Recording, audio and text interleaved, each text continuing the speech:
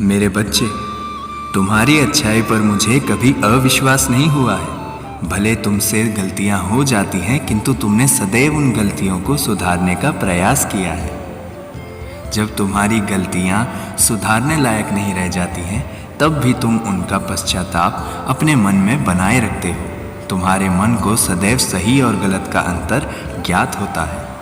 संसार में कई ऐसे लोग हैं जो तुम्हें गलत मार्ग पर ले जाने का प्रयास करते हैं। तुम्हें स्वयं को उनके द्वारा दिखाए गए गलत मार्ग पर चलने से रोकना होगा। ऐसे ही समय में तुम्हारी इच्छा शक्ति की असल परीक्षा होती है। कई लोग तुमसे बुरा व्यवहार भी करेंगे, उनके व्यवहार से तुम्हें परेशानी भी होगी, परंतु तुम्हें यह याद रखना चाहिए कि बुराई का जवाब कभी भी बुराई नहीं होती है। तुम्हारे जीवन में कई ऐसे लोग आएंगे जो तुम्हें चोट पहुंचाएंगे।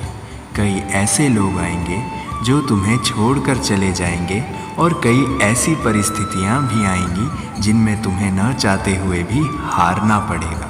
इन सभी घटनाओं के कारण तुम्हें कभी भी कठोर नहीं बनना चाहिए। यदि तुम्हें रोना आता है तो तुम्हें अवश्य रोना चाहिए। रोना कमजोरी की निशानी बिल्कुल भी नहीं है। रोना एक भाव है और यह मनुष्यता की निशानी है। मनुष्य ही क्या, ईश्वर स्वयं अपने असहनीय दुखों को रोकर ही प्रकट करते हैं। दुखी होना, रोना, यह सब सही है, किंतु खुद के साथ बुरा होने पर दूसरों के साथ भी वैसा ही करना बिल्कुल भी सही नहीं है। तुम मायूस होगे, क्रोधित होगे, लेकिन मायूसी और क्रोध को अपना जीवन चलाने की आज्ञा कभी नहीं देना चाहिए।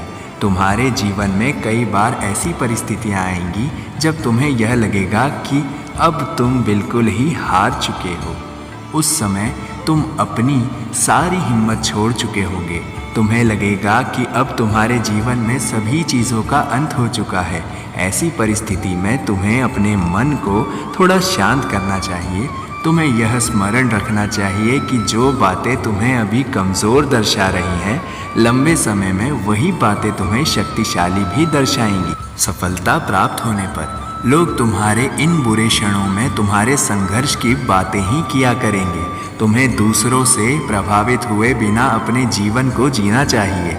जीवन में जो कुछ भी तुम्हारी ओर आए उसे ग्रहण करके उससे सबक लेकर आगे बढ़ना चाहिए और अपने मन से कहना चाहिए, जय श्री राम।